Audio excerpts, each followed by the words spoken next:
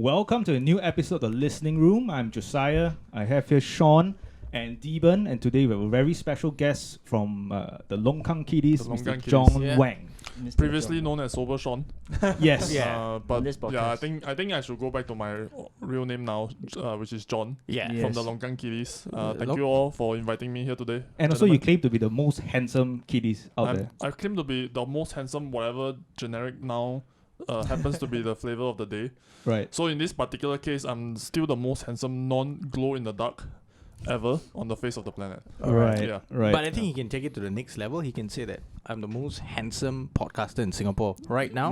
Possibly. Yeah. Possibly. Very, very good chance. One of the biggest podcasts in Singapore. Longkangkitties. Yes. Featured on multiple top 10 lists. Right? Thank you. No, and it's very nice to have someone that we know for quite some time now. Huh? Yep. What, 3 years? 3 years? Close to 3 years, I think. 3 years? Yeah. Yeah. Are we the first to have him on camera? Our first guest actually. Our first actually on camera. Yeah. First guest on Yeah. camera. Yeah, that's true. And of course, it's not my first time on camera. I've been on your show previously on camera as well, the Zoom recording. Oh, yes, but that is when during the lockdown and they're not physically with us. Correct. Yeah. So the first physical guest On camera. Yeah. Well, it's We an went honor. big. It's an honor. So now we can't take off our clothes actually on the podcast because usually we're not wearing No, pants. for that, we'll wait for Rindo. Because we've given him promises. Yeah. We shall do the podcast without pants. Yeah. Rindo is a degenerate. By the way, Rindo, if you're listening to you're a degenerate. Okay, so before we jump into the topic that we're going to talk about today, John, I just want to hear your opinion. How you feel when you step into opposition land? I mean, it's basically a wasteland here, right? I mean, I saw like 10 women getting raped simultaneously.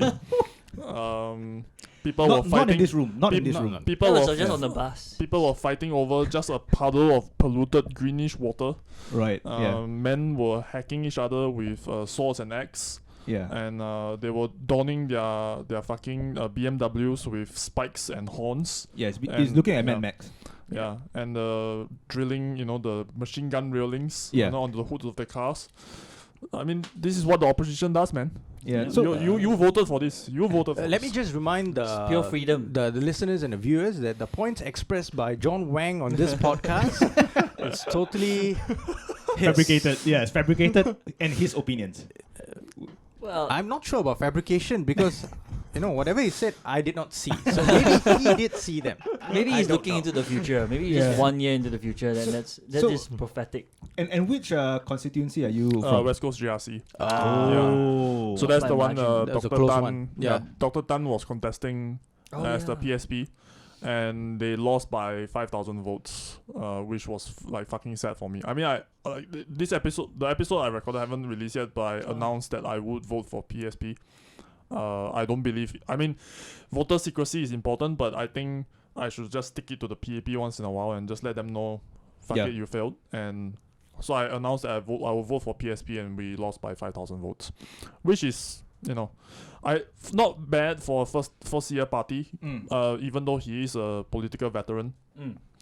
And they have Brett Boyer as well, right? In the Brett Boyer No, is it's in Nisun. Oh, right. Okay. Actually, the PSP team at West Coast was quite a political powerhouse. Like, I know Hazel Pua as well. She's also a political veteran. The other two I'm not so sure, but they were being nominated as the NMCP, right? Yeah, two of them, right? NCMP, yeah. NCMP. But didn't Mr. Tan Ching Bok came out to say that if we lose, we will not send Like anyone? he personally. He didn't want. Yeah. Okay, Yeah. but his team he will send Send people on his Hazel team. Pua and the other guy, Leong something, right? Yeah, I Who's think from so. OCBC Securities. Yeah. Oh, okay. Yeah. So I think he doesn't want to be back in that parliament because he was there. No, I as think he under just PSP, disagree right? with the NCMP scheme, Mm.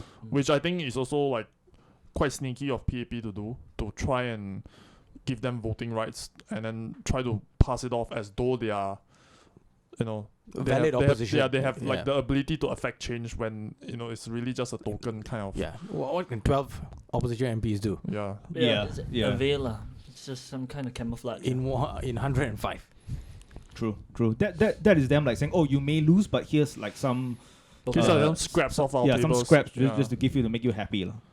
Yeah, which I think the Workers' Party was right to kind of harp on that, which I think gave them the victory in Sengkang. I think people are quite savvy about politics now, and you can't just give them like some token bullshit and hope that they'll just swallow it wholesale anymore. Yeah, the kid. Yeah. So I think one of the reasons why PAP lost Sengkang JRC was because of how they treat Reza Khan's social media post, right? It's possible. Actually, I thought that was quite a death knell for Sengkang, the Sengkang team. The Workers' Party team, you mean? Correct. I thought I don't have a high opinion of the average voter. I'm sorry to say it, but generally I thought that the PAP kind of played it correctly in terms of keeping it simple. Meaning to say that they kind of drum up this racial animus thing that Reza Khan was supposedly propagating lah. And they kind of twisted the story a lot. I mean, clearly she was talking about so-called the legal system, but they kind of twisted it to make it sound like as if she is implicating all Chinese and Christians. Which of course is totally not what she said. And also the fact that they brought the post was written 2 years ago, and then they brought it up just before the election. Actually, they didn't brought it up. It was this random Malay fella, right? Someone take it up, lah. They investigated the guy, right? Who accused because the guy threatened her, saying that this is only the first step. The next one, I'm going to out your father. So that's why basically they made a police report. This is the first case of the weaponized autism in Singapore, lah. Yeah. I mean, it's happening in the US a lot. Like this happens basically all the time. Especially you see cancel culture. But this is, I think, this guy loves it, right? This guy he loves being the villain. He loves being attacked. He has not. And I was also wrong one thing about him. I thought he would immediately fall back onto the I'm mentally ill defense. But he's just like come at me, bro. Like come at me. You mean the guy who reported the post? Yeah. Wow, right. Really? Yeah. Like he did not just immediately just cave and say, "Oh no, I'm so poor and I'm mentally retarded. Please don't attack me." Anyway, he's just like, "Come at me, bro." So now they're still investigating this. The guy is, you got to respect that he was willing to die for the cause. Yeah. But kudos to WP also. Her reaction to it, her replies to it. She apologized. Yeah. No, the way they handled it. Yeah, was better than how Ivan Lim handled his. He was denying everything. Like, no, these people just want to bring me down. They don't know what they're saying, and it just actually builds up. Like, I think that's who you are. I think you're just this high functioning powered guy that goes in and you don't care what the lower guy says. Yeah, there was a contrast in the way the two parties handled it. Like one that was like, let him clear his own name. Then the other one's like, they came up, they did it in a quite a professional manner. Right. They like made sure that she did not speak much. Yeah, just after the apology and I actually listened to probably maybe the first full episode of a podcast, maybe the second one of their recent one. The one I think you did before the polling. Before the polling. Is it the one that you That's just released? released? Episode, is it? No, Yishun, then the polling. The one after. The polling was right before the elections, right? Because you asked everyone to. Yeah, then I was like, I wonder what the next one's gonna be like because of the wins and loss. They were hoping like for an upset at I think Chisun Juan. We were hoping for an upset there, right? I was banking on West Coast and Bukit Batok. That was what I thought would. And NG was banking on East Coast, I think. Yeah, NG was banking on East Coast. All of us were wrong. Sengkang turned out to be the one that... Wow. Yeah. No one kind of expected it, lah. Yeah. But actually, most of the places where people guessed, like, they were thinking that maybe the opposition might flip it, they all came pretty close. Yeah. My place was pretty close. The PAP candidate just won by 4%. Yeah. East Coast is pretty close as well, right? East Coast was really close. East Coast was really close. Yeah. Marine Parade was surprisingly it was not that close, but it was quite like embarrassing for PAP. It's a victory for them overall, as per normal. But this year around, when you look 61, at they got 61% of the votes, which is right. I think this is the second lowest in PAP's history, which Lee Hsien Loong has now presided over 2 times the lowest percentage votes in. The first was in 2011, right? 2011. 60%. 60.41 if I'm not mistaken. Then now it's 61 point something. So it's like Only two places did better than the last. Was Tim Palin, I think.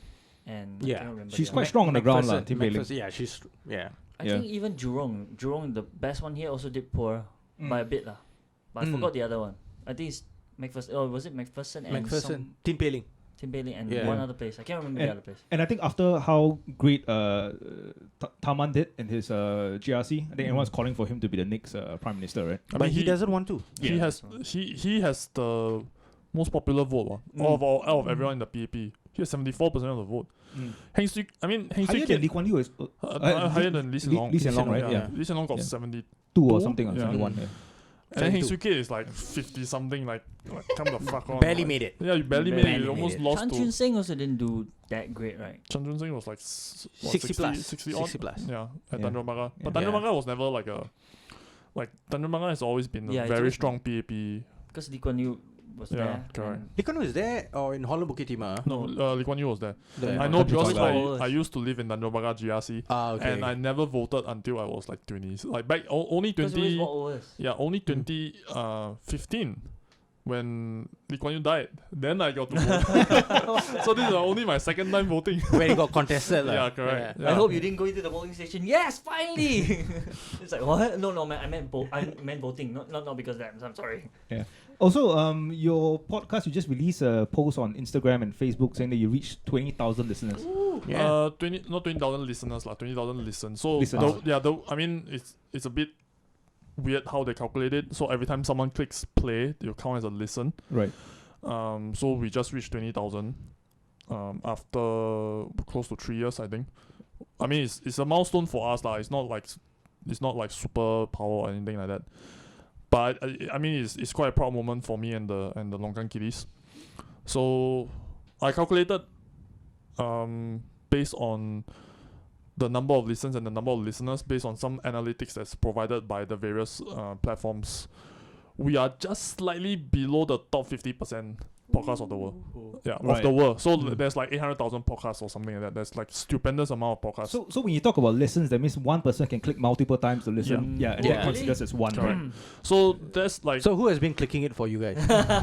Is it coming from? So actually, I remove about 1,000 listens off my own list because I know I can see to some extent like who is listening. So I remove Dan Wong, NG, and myself doesn't include. But one of my super fans, I have to reduce the total number of clicks for her by half. Wow. Because I know that she's listening on two different channels, two different accounts. So I only take into account one of them. So that like just this bunch, right, accounts for about 1,000. Right. So I actually removed. So we are actually closer to 22,000. But I remove about 1,000 of it off, just so that I can keep a fair and accurate count. And with today's like controversial topic they're going to talk about, are you afraid that the numbers will increase, or you might actually lose like listeners, or you might be Most cancelled? likely- You might be cancelled. Nah. I'll be very more sad to know.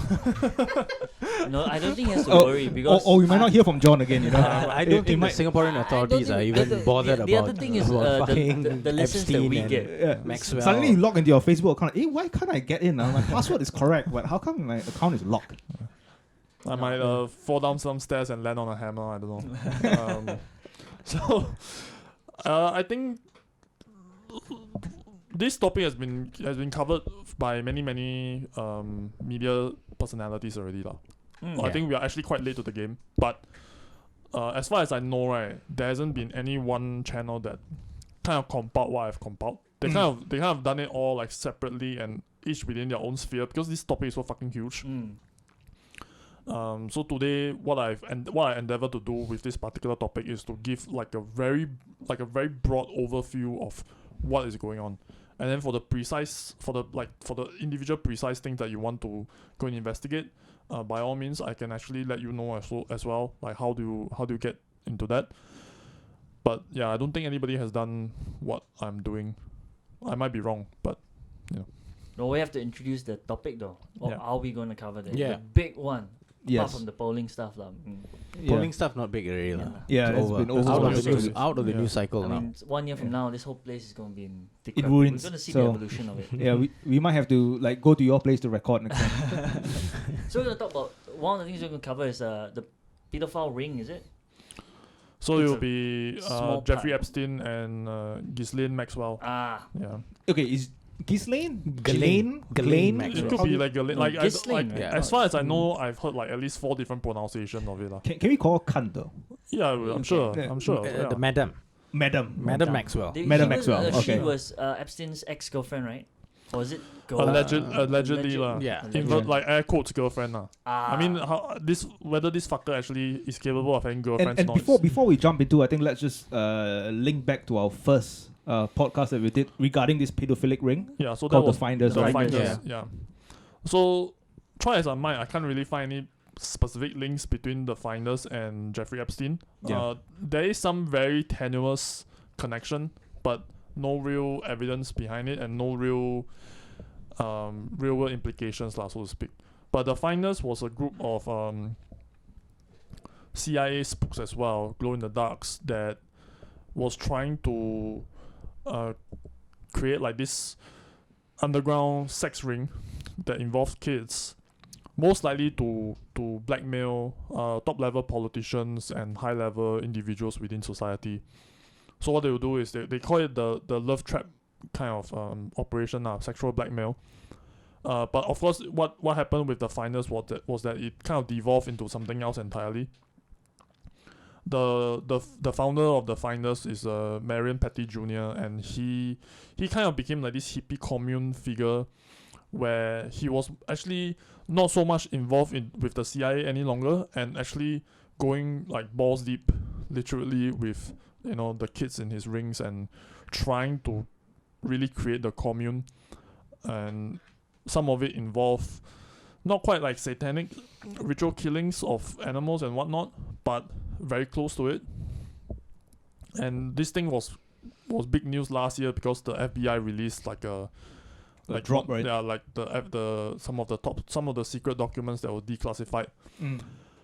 And one of the things that was very surprising to me was they had the underground map of the McMartin preschool case, which has nothing to do with The Finders at all. But why is there like this map of the underground network of tunnels beneath the McMartin preschool, which also was a center of sexual abuse allegations, where kids was claiming they were being brought to these underground caverns where they were being abused and they were forced to kill animals, which the FBI also subsequently probably covered up lah.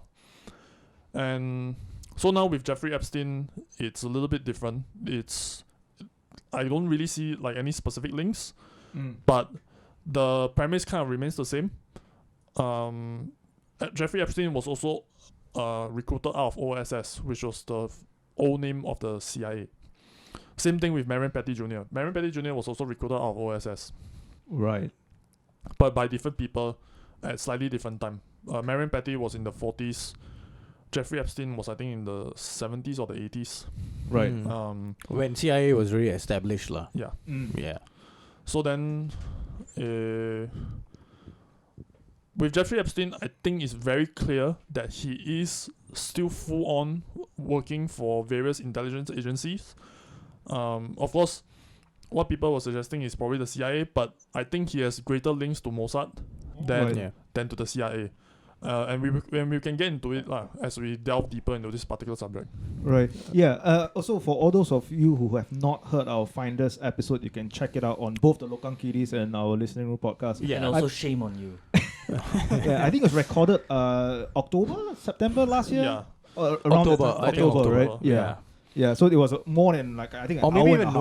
November last year. Yeah, late last year. Yeah, it was an hour and a half like of just diving deep into the Finders and I think we might have like mentioned Jeffrey Epstein in there as well, Yeah, because I think it was briefly. about the time where he died. Yeah. And then when the cover up was happening, when people were questioning how did he die and all this He kind did of not shit. kill himself. Yeah. No, and then so I think the timeline is that Jeffrey Epstein died, and people were questioning how did he die. And then people started like talking that he has a pedo island, like people have the flight records, right? And then his black book came out, the Lolita Express. Lolita Express, and then the black book came out. How Bill Clinton was on it. Yes. Maybe that's how they kept him in check. Oh yeah, that one we will get into it lah. Yeah. And then after that, I think it was Prince Andrew. Oh. Right? Then, like, when Prince Andrew got involved in this, I think it became bigger news, and that fucking horrible BBC interview. Oh, that was terrible. That terrible interview. Yeah. And then, I don't sweat. I don't sweat. I don't party. I don't sweat. Like, that's your fucking defense? Are you mad? What a funny shit. He the said premise that of the he whole got thing is Photoshop the picture of Virginia and him and Ghislaine Maxwell in Ghislaine Maxwell's house in London. He said that it was photoshopped in. Wow. Yeah, well done, sir. And then, like, You're so fucking retarded. the BBC interviewer was like, Yeah. Are you for real? Are Yeah, you for real?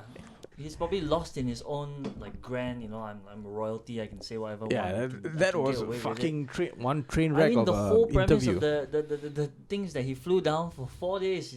The story was 4 days, and then he went there to cut ties with Epstein. Yeah, and you live in his compound for 4 days. Lived in his compound for 4 days, and he was. I think it's New York because it was City, convenient. like a penthouse or something like that. Yeah, but he said it's because it's he lived there for- convenient. Yeah. I was like, Why don't you everything just is call him? convenient.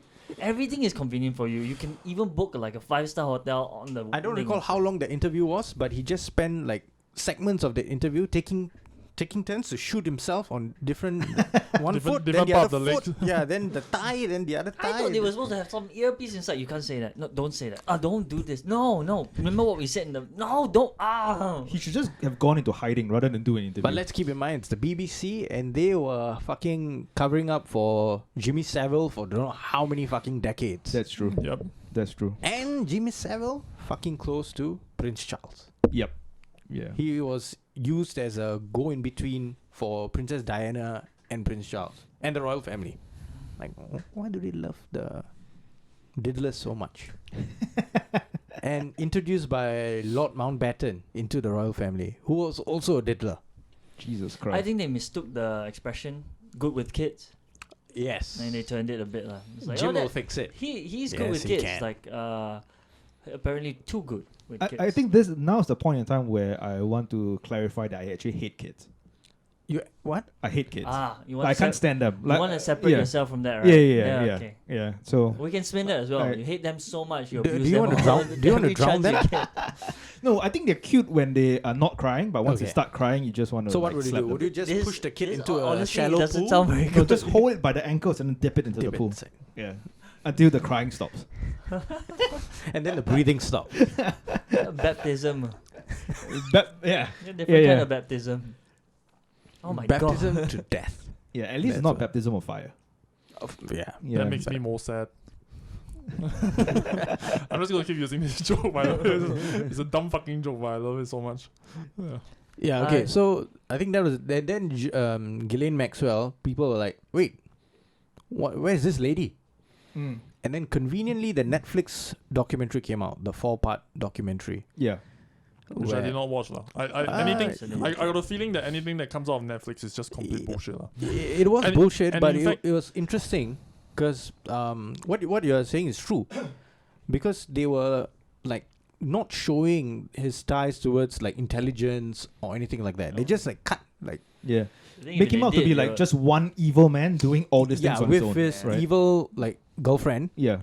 who was helping him. Yeah, but now they are also running interference for her, right? They are claiming like, oh, she's just this poor victim who was denied bail.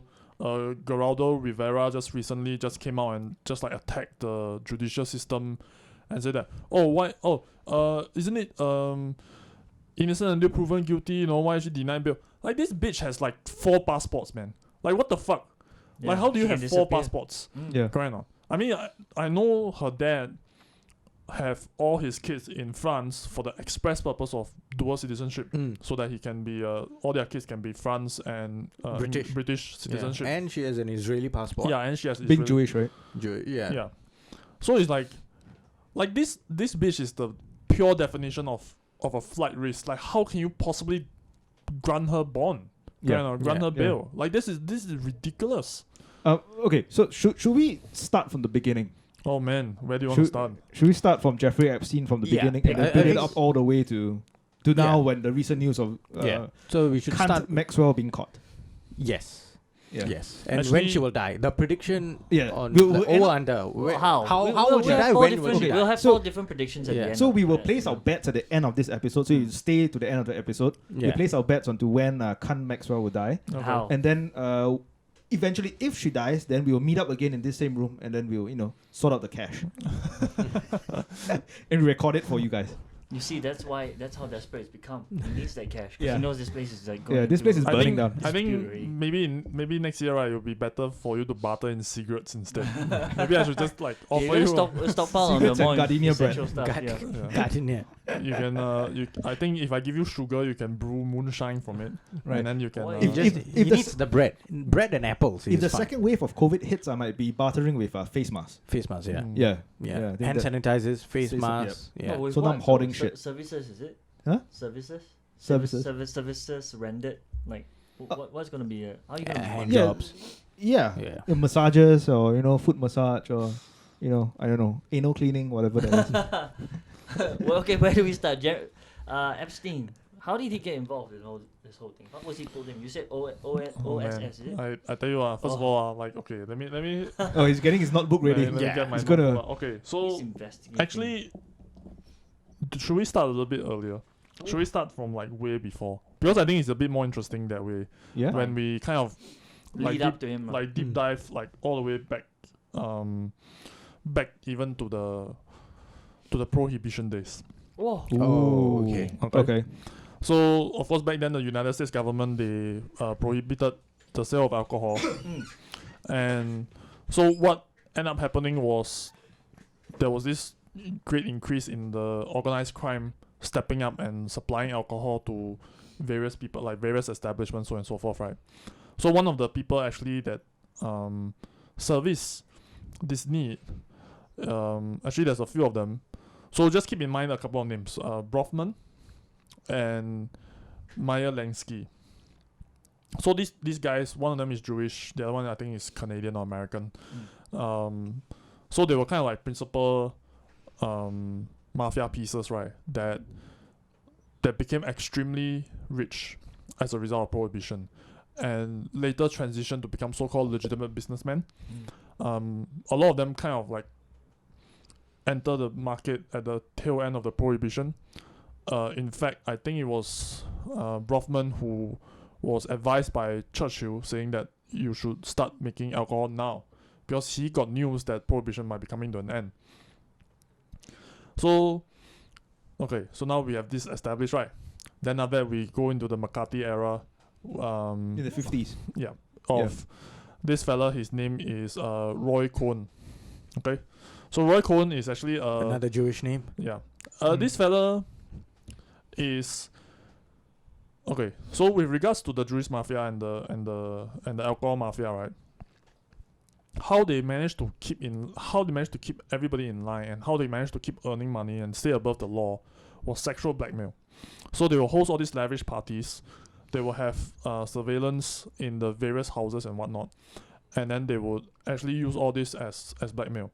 So one of the people that was caught in this blackmail was the former FBI director Edgar Hoover. J. Edgar J. Hoover, who's Yeah. gay. Oh yeah. He was And dressed he- up, right? Yeah, and he likes to dress up as women. I'll put on ladies' dress. But actually for him, right, the strange thing was he actually keep going back to all of these parties and still dressing up as women and still touching. They were going to like Cuba and like all these like Latin American I countries, think he right? just gave in, Where they he had gave like in to free his for all. vice. Yeah. Right. He just Because gave they in to were his like vice. Meyer Lansky and all. They were running the operations there. Yeah, correct. Mm.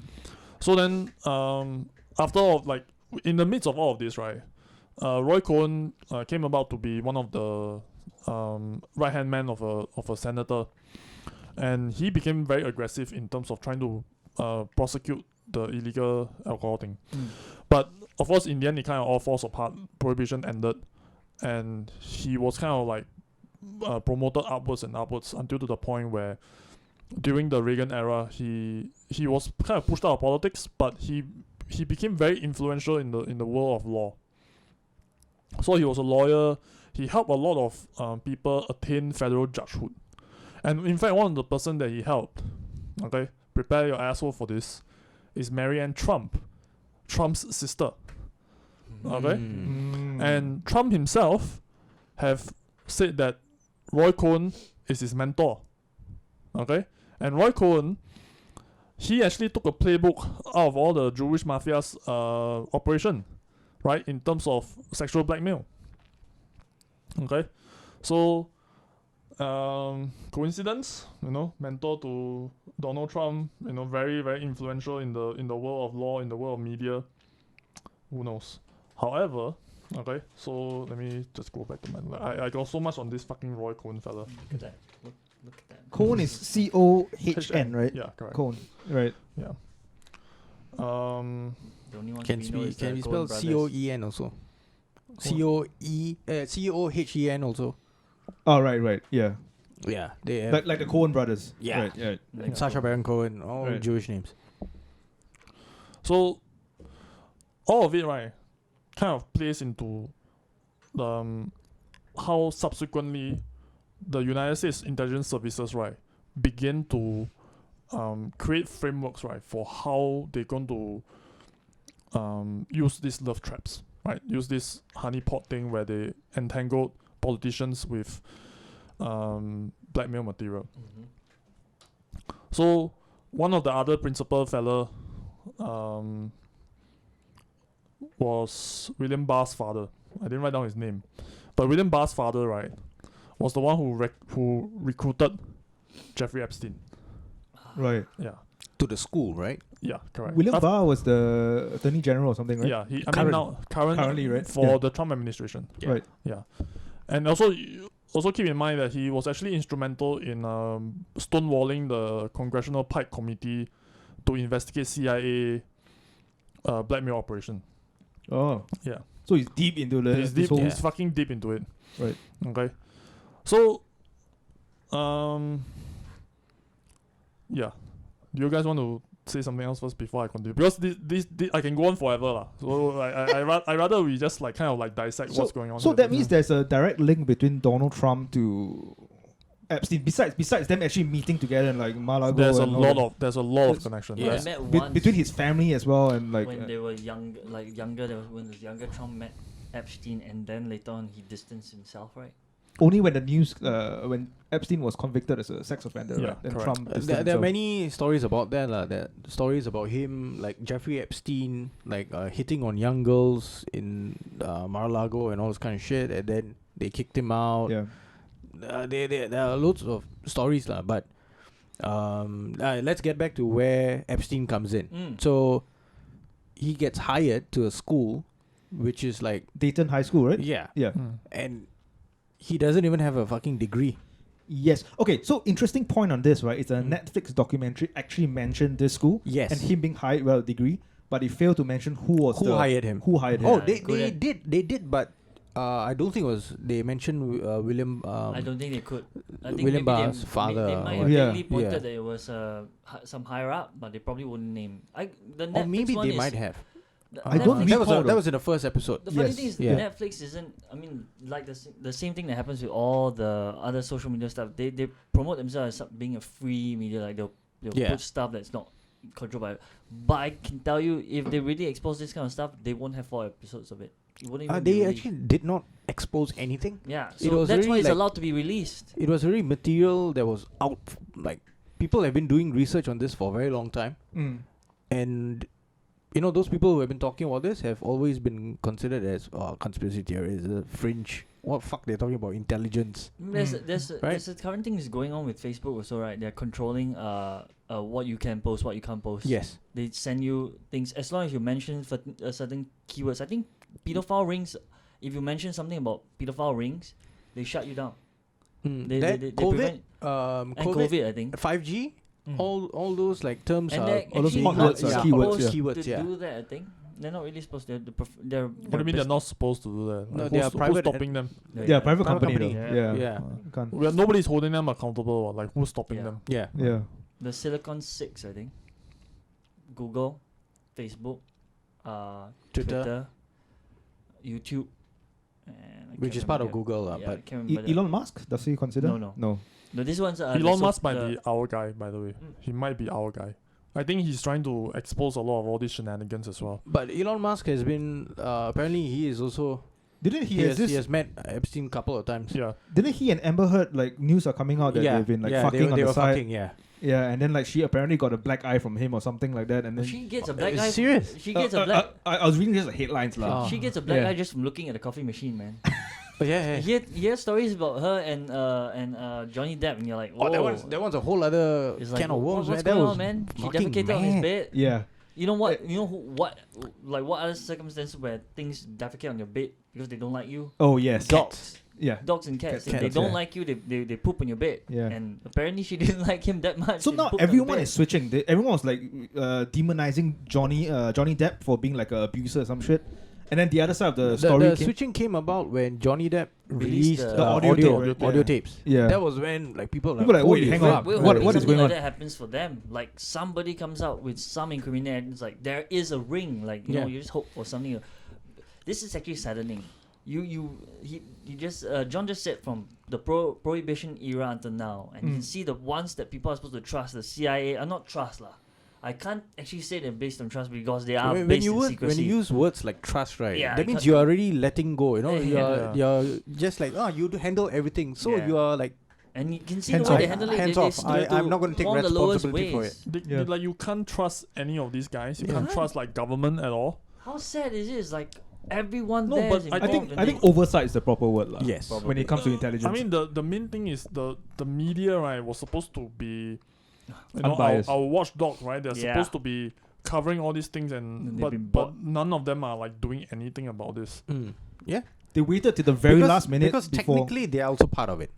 Yeah, technically, it actually really takes an independent person to go and reveal it and not get killed before it's revealed. Like if we go to what's the name of Gary Webb? Like you know about Gary Webb, right? Yeah, like we spoke to him. In the 80s, right? Yeah. No, 90s. So 90s, he uncovered the whole CIA, Iran-Contra, the Sandinistas, you know, the cocaine trafficking into Arkansas and LA. And how the CIA was actually helping the Sandinistas to actually transport the cocaine in and sell it to raise money to buy arms. Because the US government said that, no, we can't sell them arms. That's illegal, so we can't do it. So the CIA found another way to allow them, like use CIA planes to fly the cocaine in. And who was facilitating that? Bill Clinton in Arkansas. Governor of Arkansas. Probably after five trips on the Lolita that was where, you know, Freeway Rick Ross. Have you heard of the guy? Yeah. Right? Not the rapper, the other guy. The actual drug dealer. He came on an episode on Valuetainment, if I'm not wrong. Valuetainment, he's been on Joe Rogan Experience. He has been on multiple podcasts, right? So this guy was like illiterate, but he could sell drugs. And he was like fucking, he had like 3 million a week just by selling drugs. So that guy like somewhat created crack. So it's easier for the black people to smoke. And they arrested him, put him in jail. And then that was when the Gary Webb guy like got wind of this, like, why do they have like a Nicaraguan guy giving evidence against an American fella? And what's the background of this Nicaraguan guy? And someone whistleblowers and says that this is the fella who's importing it. So he just turned federal witness. So the CIA, like no one would know that this fella is actually working for the CIA. So they had a black fella who was selling it, American, who just got shoved because he didn't know what the fuck was going on. He did not know it was a CIA operation, nothing. Yeah. So the DEA, ATF, CIA all just kept quiet because this is higher up ops. Right. It's not meant for, you know, low level federal agents to even know about it and deal with it. Same thing like what I'm jumping a little bit here, like what Alex Acosta, sorry. Like, it's above my pay grade. It's above my pay grade. This is Epstein is intelligence. Yeah. So with the how they spin the story for Freeway Rick Ross, right? So they put him in jail, and then Gary Webb was like, hey, this is very fishy. So he went to Nicaragua, met few fellas who were in jail because the elected leftist government held strong. These fellas could not buy the weapons and overthrow the government, right? So he went there and found out, shit, it's actually the CIA that is doing this. Right. So he wrote a massive piece, and this is like the infancy of like the internet, like how we know the internet now. So he published everything, footnotes, all the documents. You can go to the website. And it was called the dark web or something like that. and he was working for this newspaper called the San Jose Mercury or something like that. Published it. People were like, "Whoa, this is insane! Are you telling me that the CIA is actually dealing drugs?"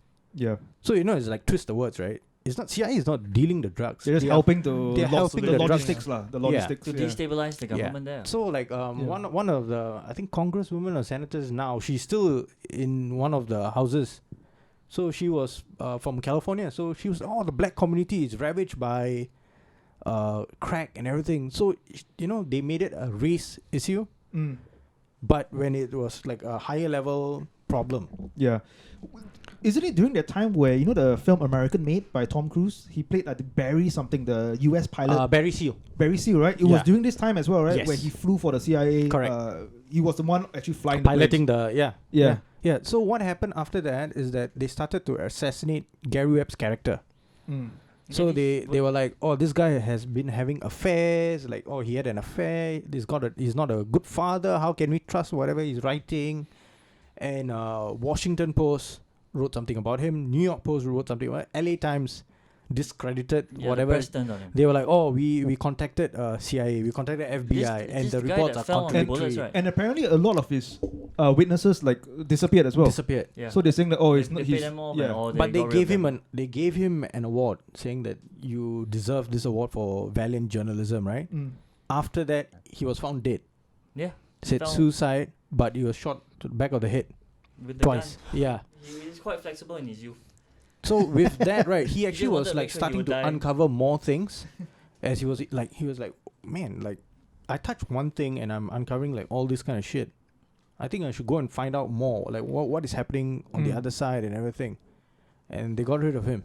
Yeah, because they couldn't do anything more. Yeah, they made a movie. They made a movie, but people barely watch it. Kill the Messenger. I think we did cover this on the previous one, the Finders. He was the guy that, and now it's a running gag. It's like you get too deep into it. The four of us fall on bullets right now. Even the guy who who spoke about the whole like Hillary the email thing, he got killed as well. Who's that? The hacking, right? So the guy who was working for the DNC, he was one of the whistleblowers. So he actually, I think he confirmed that there were like emails, right? Like that were on Hillary's like normal server, not the secure server or something like. So personal server. Yes, yeah. So he confirmed it to Julian Assange. That was where they were like, okay, now we can release this shit and all. Yeah. And then after they found him dead. And then they claimed that he was robbed. Yeah. Oh, yeah. I remember reading about that. But then the person who robbed him or the people who robbed him did not take anything from him. They use just coincidental scenarios lah. The shot, the thing. Yeah, it's purely.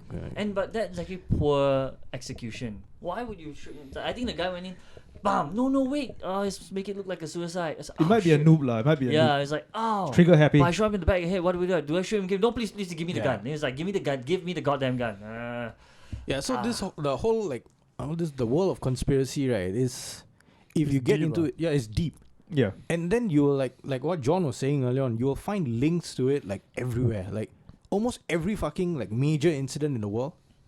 You can find like certain names will be like keep popping up on the radar, right? Which is what like this whole fucking notebook is about. Yeah. Like the names just keep popping up. And they link, right? It links. They All just fucking link links. and link. So who is the name? Which name appears the most in this when it comes to Epstein?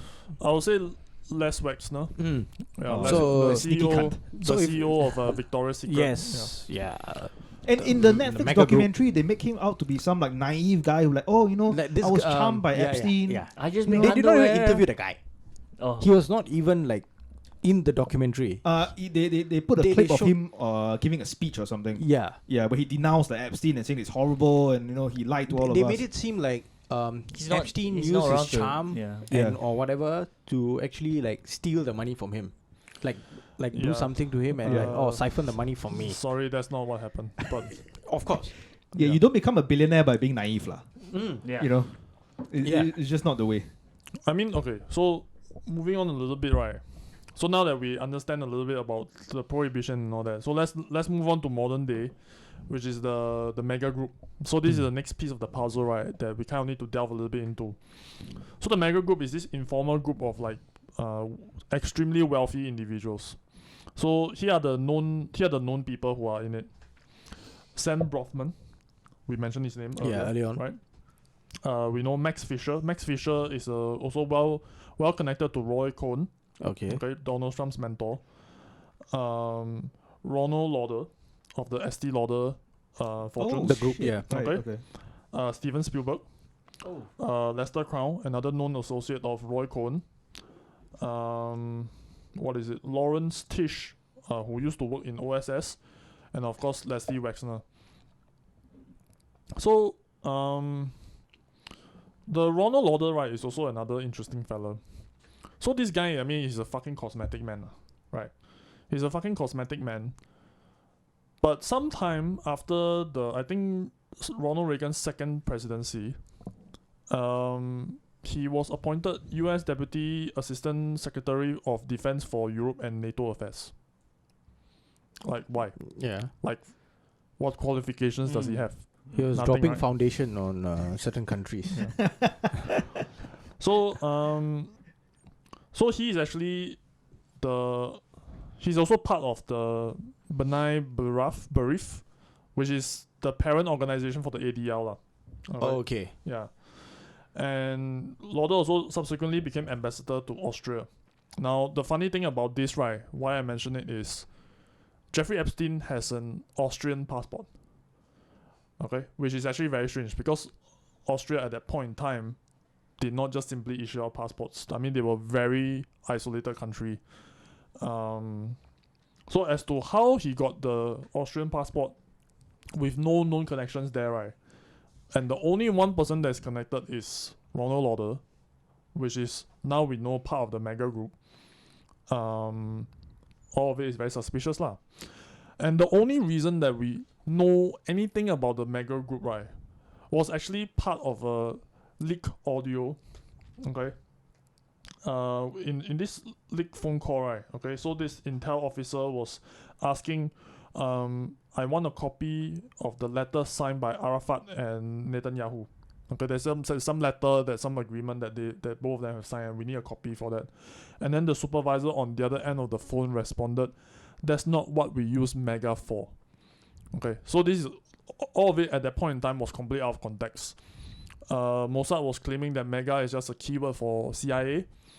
But then 1 year later, after this phone call was leaked, that's when the mega group kind of surfaced, and that's when we kind of have some inkling of who the members are. It's a bit like Bilderberg, but a bit different now. Bilderberg is large, right? This is a more isolated, secure group, secluded group. I think this one mega group might definitely be higher up in the hierarchy. Than Bilderberg, yeah. Bilderberg, you have press, like, it's on the news. People say, oh, this person's attending, that person's attending, so on and so forth. But yeah, this is Bilderberg is much lower level because they invite outsiders. Correct. Yeah. This one, I don't think you have any outsider. Yeah. You have to be part of the whatever. Yeah. So, all of it, right? I mean, connects. Wait, hang on. So when was the audio leak happen? Sorry, I didn't write that down. But this was, I think, like in the 90s, if I'm not mistaken. Yeah. So it's not like that long ago. So of course, even back then, we nobody was really. I mean, it was closer to 2000, if I'm not mistaken. But nobody fully understood the implication of what's going on. It was still kind of unraveling, and people were still like, what the fuck is the mega group? Like, who is it? Who are they involved with? And so as I dive into it, right, more and more I see more connections with Mossad than the CIA. Like, I just think the CIA is being played a fool, and they don't know it. They still think they are in control. But this whole time, Mossad was just like playing them, and using the mega group, because they are based in the US, as a kind of like political and money foothold within the US to pull the strings and to get what they want. And most of it, I think Epstein, the way I figure Epstein kind of works his way into the mega group is he's the button man. He is the soldier, right? So he's the one who gets all the dirty deeds on all the various politicians and whatnot. So he becomes the fall guy, right? So anything the mega group still isolates itself, they can just be like, yeah, you know. The only person who is connected to Epstein is Leslie Wexner.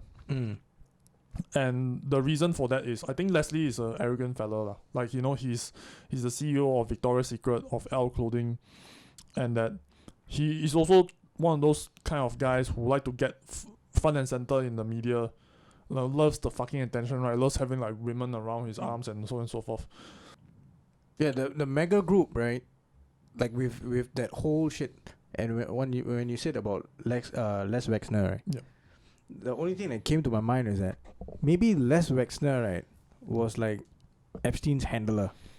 Most likely, yes. Yeah. Yeah. So like you use that guy, and maybe he was like, they were looking at him like, this guy we still can cut ties with.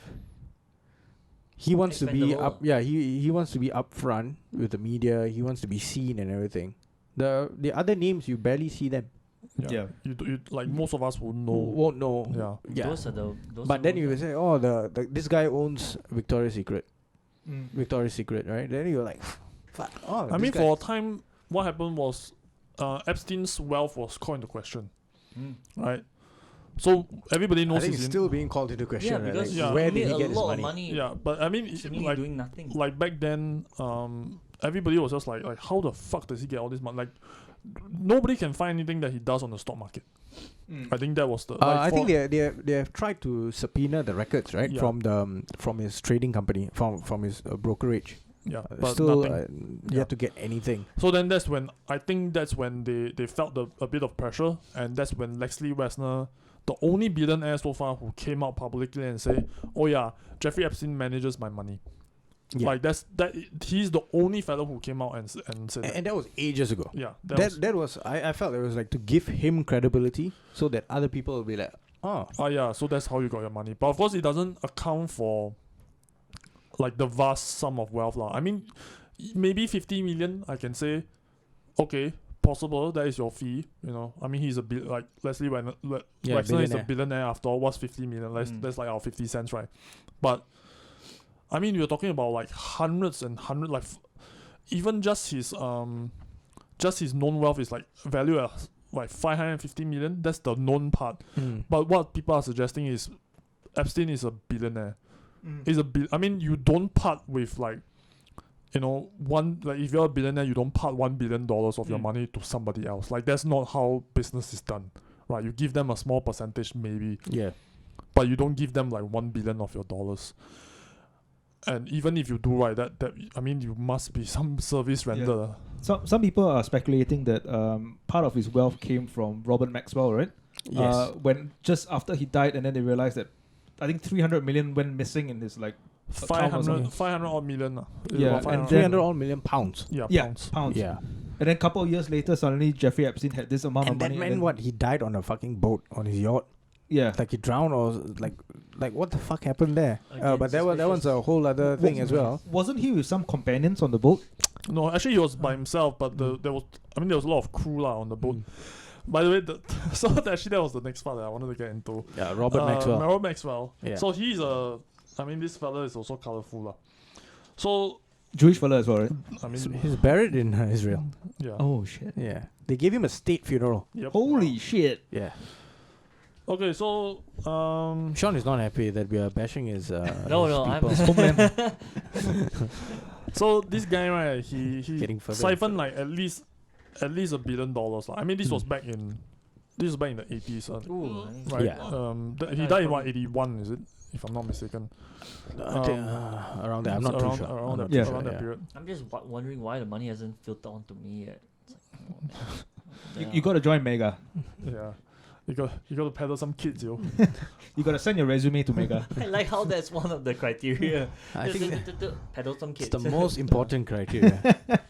How good are you with kids? So I mean, he's been siphoning like billions of dollars lah. And one of the working hypotheses, right, was that because this was in the early formation years of Israel. Right, during the 80s. That's when I think Israel was formed like 80, also 79. No. 47. Is it? Yeah. After World War II. After World War II. No. As in, it's not when they just gave them that plot of land. That's when the real Zionists, agenda started to happen, and they started to arm Expand, their own. is it? Yeah, Expand. they're starting to arm their own paramilitary guys, and They started that after 67, after the 67 war. Once they grabbed the portions of Palestine, like East Jerusalem and everything. So I mean that's because okay. So the way I see it, right, the way to mainly categorize the Jews is to either you're a Zionist or you're not.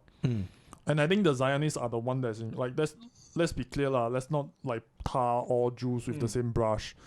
But I firmly believe that the Zionists, the hardcore fundamentalists, right, I think they are the ones that's behind everything. So back then, what they were suggesting was Robert Maxwell was most likely siphoning all this money to give it to Mossad, so that they could arm their paramilitary guys. They could buy weapons. They could buy heavy equipment, so on and so forth. Money that's off the books, essentially. It's not really off the books, but I mean, so books you can never get your hands on. Yeah. So one of the key things, one of the most evil thing I think Robert Maxwell did was to steal the money from his own employees. Because he has the newspaper, right? I think it's called is it Daily Mirror? Daily Mirror, if I'm not wrong, yeah. So he had 30,000 employees, which they all trusted their pension fund with him. And he took that money, he sold it to Goldman Sachs. Okay? And he pocketed the money himself. So this is a public fund, right? This is a fund that is managed by him, a trust that's managed by him. He did not put that money back in the trust, he put that money fucking back to himself. And this whole time, right, he was using subsequently all the other collaterals that he has, various companies, various other funds, to continue to leverage with loans. Loans, right, that were also backed and run by wealthy Jewish individuals, most likely also at the direction of Mossad. And so at some point he could no longer finance this fucking Ponzi scheme that he was running. Nobody was going to lend him any more money. All the creditors were asking for their money back. And that's when Robert Maxwell became desperate. So he actually hid out on his boat for several days, going around the Virgin Islands, and that's when they found him in the water. Okay, that's when he died. And the funny thing was, as I was watching the documentary about Robert Maxwell, towards the end, right, the fucking captain, okay, like they literally put the camera on him, right, and then the captain of the boat, he's just like, oh, anybody could topple over the rail. Anybody could accidentally topple over the rail. Like, he keeps saying that. He keeps like, anybody could do it. Anybody could do it. Anybody over. Like, just watch the video and you see it for yourself. Like, this guy is nervous as fuck. Right? This guy is trying to. He'll be like twitching. Yeah, and we know it's not suicide. Or at least we can kind of rule out suicide. One of the things that was done on Robert Maxwell's autopsy, or one of the things that was found, was he had torn arm muscles. So he was still trying desperately to hold on to something. But of course his fucking fat body end up dragging him beneath the waves. I mean, if you see Robert Maxwell, you know what I'm talking about. I mean, that guy is the size of Jupiter, motherfucker. He's obese, lah. Yeah, he's. So it takes one guy to walk past him, push him over, and fell over the railing. And also, by the way, the boat that he was on, the 160-odd foot boat that he was on. That's a massive boat. It's called the Ghislaine, right? Yeah, the Lady Ghislaine. The Lady Ghislaine, yeah. Oh shit! Named after his favorite daughter. Is it? Oh yeah. Right. Yeah. That boat was sold to him by Adnan Khashoggi, which is actually a very famous arms dealer, most likely also tied with Mossad. And that's how I suspect Mossad got the detailed blueprints for the boat and find ways, right, to assassinate him without by making it look like an accident. So at that point in time, what they were suggesting was Robert Maxwell, he was getting desperate. He couldn't finance the thing anymore. He was demanding that Mossad give him money, or else he'll expose everything. Right. And that's why he was hiding out on his boat for 3 days. He thought he was safe there. Well, sorry, motherfucker. You cannot take a little swim. You're gonna swim with the fucking fishes now. Right. And shortly after his death, that's when Ghislaine and Jeffrey got but, together, but right? you see, right, the whole plot is like really the sisters, like I think that 4 of them, right? I think I only know two sisters. sons and two. I know two the two sisters sons, they were the one who kind of have to take over the failing empire, and they also were kind of implicated in kind of like a lot of Yeah. like frauds and scams and whatnot. But I didn't look very closely at them lah. Okay. Yeah, end up the one that of course all of us were looking at was Ghislaine Maxwell. And the sister as well. Quite dodgy, right? The Yeah. sister. So okay. So the 2 sisters were in the States. They were working for all the defense contractors wasn't in the the States. the sister a coder for the FBI or something? No, she Or was programmer? she was in teams that were making that were creating software for most of the defense contractors and the intelligence agencies, Right. It's like how they and they were were selling it to different countries. Yeah, fucking crazy, dude. Yeah, so you have people embedded in the Mossad. So the whole family literally might be Yeah. Mossad, right? Yeah. And they are embedded in different fucking intelligence agencies around the world. Yeah. Should have done better, right? They should have done that. At least one of them would have been an artist. I mean, just to throw off the trail. Why couldn't the last one be an artist painting stuff in the stuff? Maybe the Yeah. one that was destined to be an artist was the one who died of leukemia. They have two of their siblings died at like very young, right? One of them died from leukemia. The one like That's what was where it, the like a plans childbirth got or wrench something? thrown. It's like, damn it! it was like a stillborn or something like that. Damn So it. Yeah. That one's supposed to be a So I mean, doctor. as terrible as Robert Maxwell was, he's definitely cursed lah. He's definitely a cursed individual.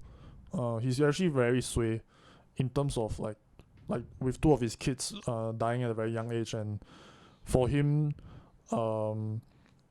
like the shit that he got caught. I mean, in some sense, he was kind of like pressured to perform right for Mossad for Zionist Israel. Yeah, but when he failed, and then I think the next person took up was the daughter. Yeah. The daughter took up the place, and I think she was running the blackmailing operation side of it, together with Epstein. Or Right. maybe they were put together Right. after that. Most likely they were put together. So together, yeah. the way that the story might have gone down was through the Bilderberg meetings. So what we know, right, of the Bilderberg meetings, right, was that Lynn Forrester or now Lynn Rothschild, Jesus, the Rothschilds involved. yeah, she was the one who introduced Alan Dershowitz to Epstein. So Alan Dershowitz, right, is this very controversial, very The famous fucking lawyer. scum of the earth. Yeah, he's Yeah. he's a lawyer that basically defended every scumbag that imaginable lah. O.J. Simpson, right? OJ, Mike Tyson, Epstein. I mean, his list of clients goes on and on lah. So, and what we know is when I watched this documentary, it's called Head of the Snake, right? One of the things that was said was the Rothschilds were probably the greatest protectors of the Maxwell family. So I think they were partly protecting Robert Maxwell from Mossad. Not really sure how that all works out. Nobody really gave any real details. But I got a feeling Epstein and Ghislaine probably met through some contact in the Bilderberg. But why the claim though that the Rothschilds are protecting Maxwell?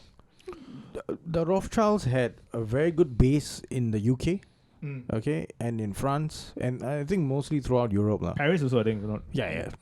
Yeah, Paris is part of France. Oh, It just happens to be the capital. almost gonna let that go, but it's, Do you know the Eiffel Tower's there too? the Tower of Love. Yeah, and they speak French. Yeah, so they have a big presence in the UK. Yeah. Some of the Rothschilds, now don't know how many generations have been there already, made into barons and shit like that. Shit. One of them is in the House of Lords.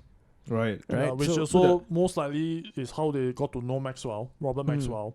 And I think they kind of like struck it off lah. I mean, they were close friends in some respect. Robert Maxwell was also part of the UK Parliament. So right? there's He was- evidence Yeah. to show that Maxwell is friends with the Rothschilds or Yeah. part of. Okay. It's bound to happen. Right. Yeah. So that's what some people are suspecting. So the kind of behind the scenes thing, and what they were suggesting was Epstein had the CIA training, had the capacity, and with the help of Les Wexner, the money to run the blackmail operation, but don't have the connection. Because he's just a dude. Like he's literally nobody, right? At the point, like he didn't even finish college. He was a school dropout. Yeah. He was only recruited into OSS by William Barr's father. I think by then it was really CIA already. Could OSS be, was the World War II name. Yeah, I mean, okay. Wait, all this is not touched on in a Netflix documentary. No, like I said, like who the fuck gonna talk? They're not gonna say anything about all this shit. You see, that's why I say we are most likely the first person, right, to kind of like dive. We are definitely not the first. We are definitely not the first. No, I mean in terms of like the broadness. Maybe in Singapore, yes. Maybe. Oh yeah, Singapore uncharted. Yeah. But worldwide, I think people have been like digging this up for a very long time. Very long time. Like when David Icke was talking about this in the 90s, and people were just bringing up his interviews on British television where he said that I might be God or something like, and he was discredited. Right. Like you got so many people talking about it, like Sean Edward, David Icke. You've got Ryan Dawson. Ryan Dawson is actually, he has compiled a fucking chart about the connections. About all the connections. And he has been like, I think the most vocal about the Netflix documentary. Because he's like... Yeah, Sean Edward is part of my sources. Yeah. There's another one, Whitney Webb. Yes, yeah. Is she actually related to Eric Webb? I'm not... I don't know whether is it like coincidental or not, the same last name. Yeah. She was on Sean Edward's podcast as well. They kind of like, there's another lady, I think, what's her name, Pauline something, or Paul, I can't remember. Like all of them, they kind of hop onto each other's podcast a lot and talk about this like extensively. Sean Edward really good. He really tried his best to get as deep as possible. Because he brought on like the victims. Yeah. What's her name? Maria Farmer, is it? Yeah, that Maria Farmer. Yeah. One of the artists that was in the Epstein's sex manor. She was part of the documentary. Yeah. Is she the one that drew the painting? Yeah. Yes. Yeah. Right? And then Epstein's on the side, and then Maxwell is right in front and center. They were buying paintings of her sister as well. Yeah. I only watched the 2 episodes of the documentary, and then after that I was like, fuck this, man. This is like... boring milk toast shit. Yeah. No, they were just concentrated on Epstein. And the victims. Not even the victims. It was Epstein, and then they were like slowly cutting away Maxwell. They were just like focusing on him, like trying to say that this fella was the monster, and he was doing it all by himself. Yeah, that's the narrative you want to push. Absolute fucking nonsense. Yeah, it was absolute nonsense. And what Alex Acosta said, right? They just like push it under the rug. They just brushed it under the rug. Like that intelligence, I mean, whole thing. Alex Acosta, his career is basically fucking ruined. Yeah. As a result of this plea deal that Epstein got, but he actually might not. I mean, all of us kind of like pin Acosta as this like bad guy, but he actually might be like completely, just kind of like being the pawn in all of this and being front and center, being the one who is the one who gave out the plea deal, but it might be beyond his control. Oh yeah. No, I was saying I agree that. I mean, I don't know whether we don't know. I don't know whether is he implicated, like whether is how deep is he involved. But his career was over, man. By the time like once the plea deal was done, oh yeah, he's fucking gone. Like he's fucking dead. But him saying that it's he's part of intelligence and it's above my pay grade, that's a fucking red flag. That's a red flag. Yeah. Right. Him coming out and telling it's already like a bonus. Yeah. He has given you like a fucking... He has just left the door open. Just slightly. Just slightly. For you to peek in and then jam it out yourself. Yeah. But nothing was done. Yeah. And I think that's the problem. Like, nothing was done. They were trying to keep quiet. And the fella was given the sweetheart deal and all this kind of shit. And he continued doing it. This was in 2003, right? Or 2004 or something. I think it built up. I think he was like sentenced like maybe 2007 or... Where is he now? Or 2008. Who? Acosta. Cost. Actually, I also don't know. I Honestly, think he still might be in some form of the government. No? is he? Yeah. I don't If think I'm not he wrong, is. I think he's still part of the government. Still allowed to be part of the government. Yeah, No, I think he is. I think Alex Acosta is still part of the government. No, you have to keep your enemies close, right? People who talk too much, you got to keep them close so that you can watch them and make sure. Guess you want to say something like it's above my pay grade. And if you disappear the next moment, people will just then that will confirm that. Yeah. So now he said those things out, and he kind of saved himself. Saved himself in a bit like I don't want to disappear with the gun at the back of my head. Exactly. Like, I don't want. No, I think him coming out to say this tells the people, like the intelligence agency, that hey, I kind of know what's going on. No, the funny thing that will happen is that I'm sensing this. But the thing is that who did he say it to? That's also another thing. He did not come out publicly and say that. Oh, that wasn't public? It was an internal thing. And then, they choose to reveal that. So they were like they were throwing him under the bus lah. Right. Because this guy is disposable. Like, he brings nothing for them. So they're like, Alex Costa, we can throw him under the bus. Right. So one of the things that people often accuse me of, right, is being a Trump supporter. But actually, I can tell you upfront, I mean, in 2016, I kind of was hoping for his presidency. But by the time this whole Epstein thing come out, right, I am convinced beyond a doubt, right, that he's involved. I don't know how, but I know that he's involved somehow. And the deep dive that I just went through just kind of like more or less confirmed my theory. So his connection with Roy Cohn, his meetings with Epstein, the way that he talks about Epstein, but he still kind of have this like admiration for him, and of course he's also connection with Victoria's Secrets, right? He's often cited at those parties. He's connected with Les Wexner. Yep. He's definitely not part of the mega group lah. He's not Jew, but he's definitely. He doesn't have enough money lah. That's also another thing. So the part that kind of like every time, like some Trump hater, brings up some nonsense, right? Some bullshit like Russiagate and whatnot, and the obstruction of justice, the charges, right? I'm just like, you dumb motherfuckers. Like, just put aside all that nonsense for a second, right? And just focus on Epstein. Like, I guarantee you want to get rid of him as a president, right? You just expose him in some way, shape, or form to Epstein. And the way that I kind of see it as a confirmation of what's happening, right, is how they're attacking him. So with Russiagate and the obstruction of justice. So who are the principal people in all these congressional charges against him? Adam Schiff, Maxine Waters, Debbie Schultz. Okay, Maxine Waters was the black lady I was talking about from California. The one, the Gary Webb thing, the CIA shit. Yeah. Okay. So these three people, they are front and center, right? Always hantam Trump, right? Always Russia. So how is it all connected? Well, let me tell you something. You're all gonna hear it first time. Have you all ever heard of the Humpty Dumpty Institute? No. I'm not fucking joking, right? There is something called a Humpty Dumpty Institute. Okay? Never heard of it. Never heard of it? Okay, good. Bitch, I'm not even fucking joking, okay? The Humpty Dumpty Institute, these three fellas, they are part of the board of directors. It's a non-profit that supposedly goes to war-torn zones and try to put it all back together again. Okay, I was trying to see which angle of the Humpty Dumpty. Now, who else is on the board of director of this institute, of this non-profit? Jeffrey Epstein's brother, Mark Epstein. Wow. Okay. Coincidence? I mean, okay, we keep seeing it, we keep seeing all these fucking names, right? It just keeps popping up and popping up and popping up. Okay, it's not illegal to do business with a convicted pedophile's brother.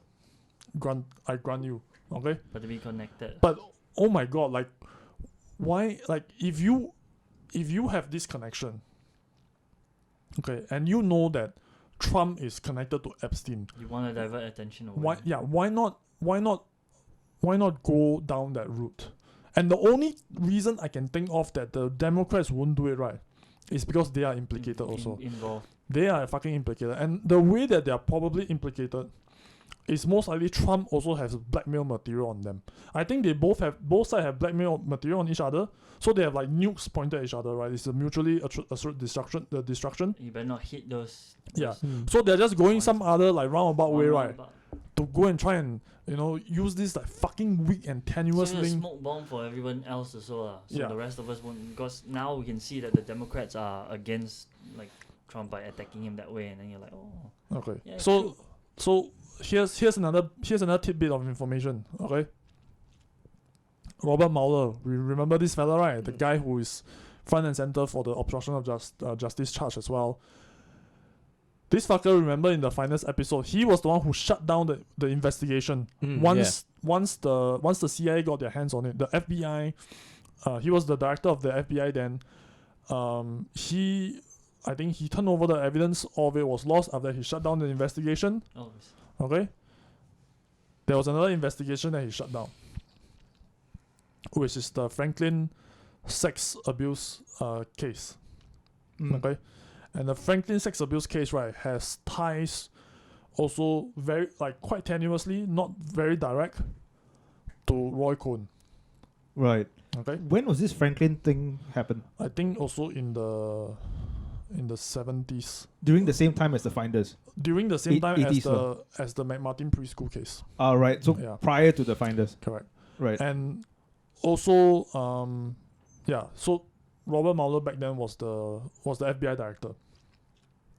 Also shut down the case. Also insisted all those kids were just bullshitting. Like, once again, coincidence. Like, all these names, they just keep popping. Everything around them is all. I mean, even us, right? Like, from this like layman point of view, like, we can kind of like see the pieces kind of being there. Like, we don't know how it's all linked. There are some things that links all of this together.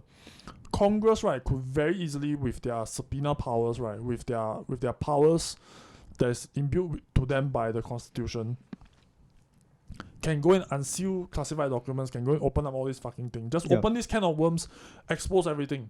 隆重来, everybody gets it, right?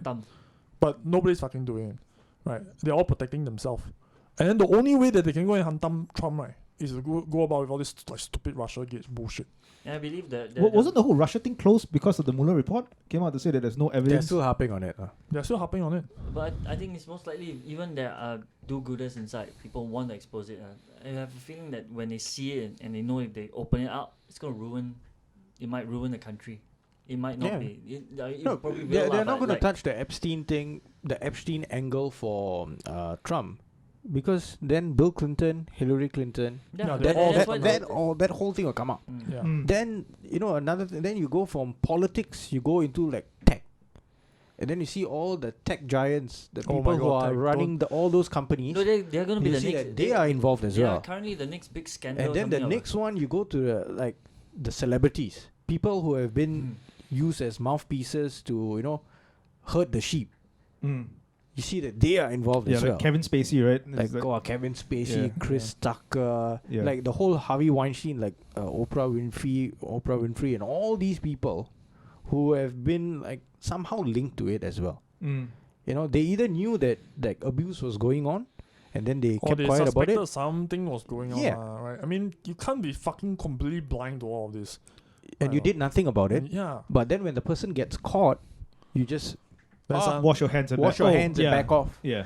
Hashtag time's up, me too, all this the bullshit came up and you supported all of that. The same thing with all the riots now, the racism and all.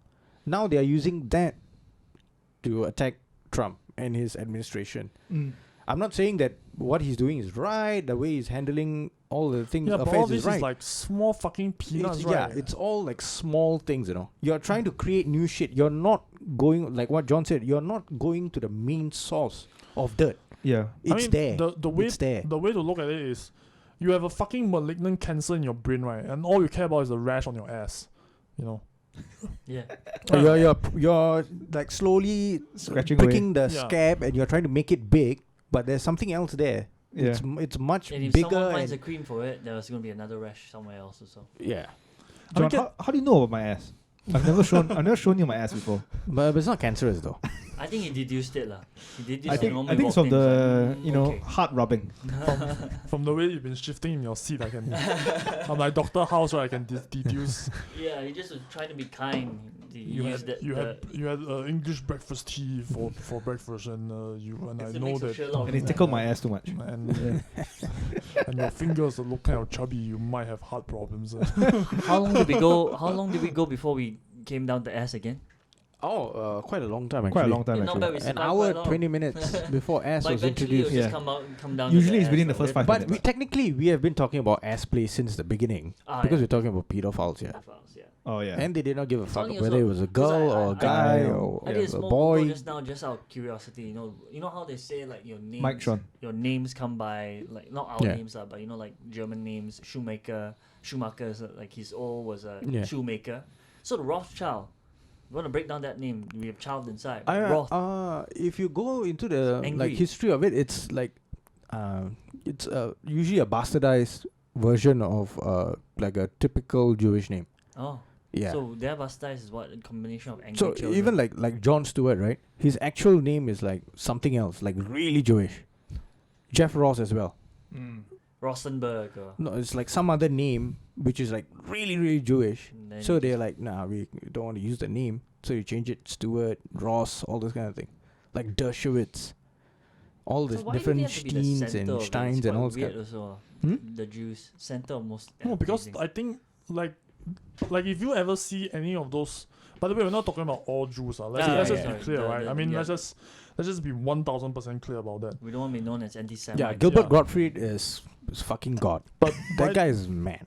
I love him. But if you ever look at any of videos, right, of people interviewing Zionist Jews, right, Mm. like these motherfuckers are crazy.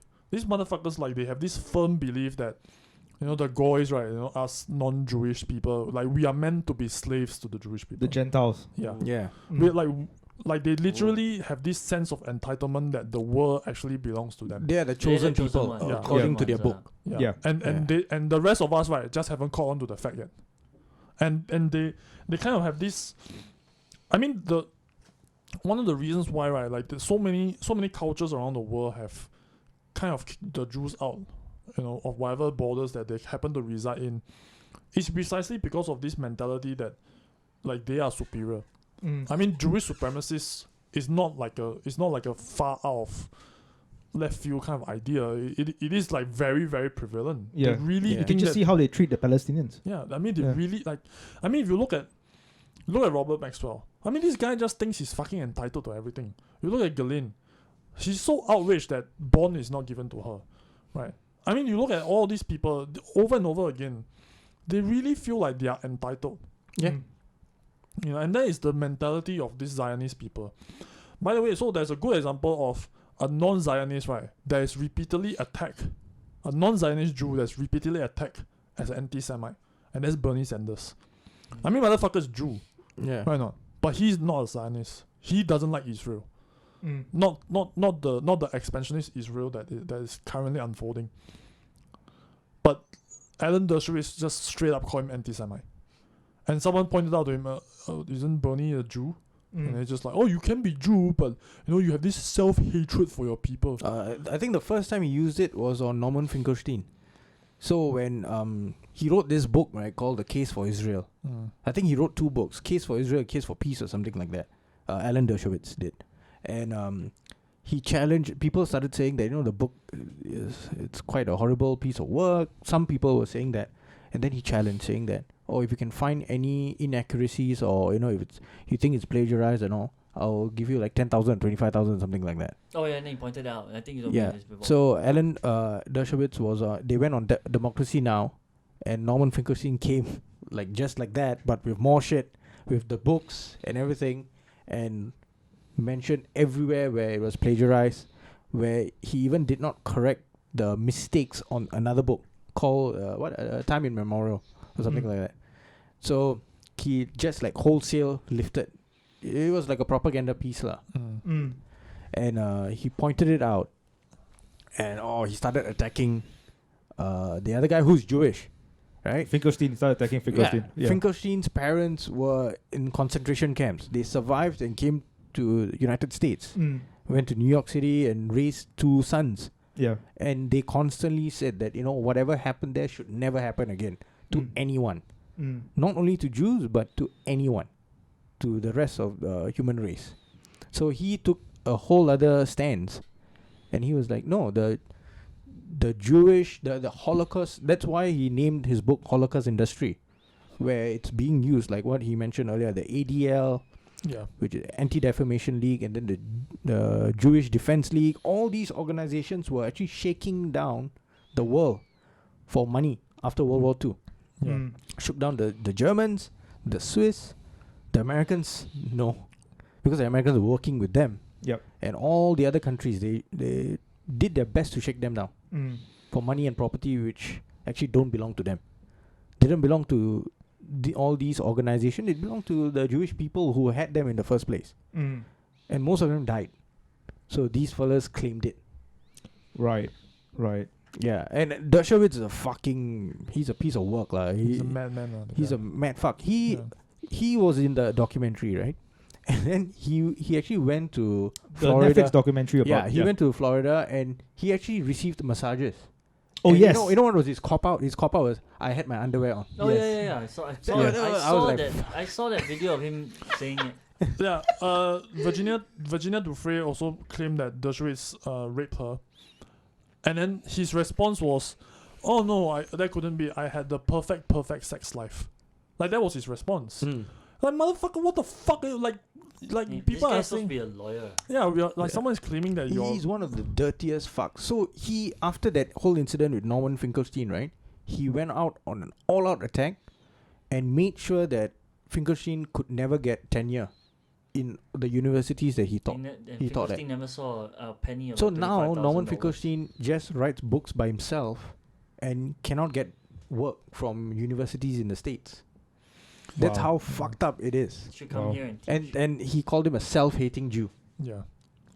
That's what all these fucking Zionists, they do, Yeah, they don't give a shit. The guy is so... John, do you want to move slightly here? Why? What's wrong? What happened?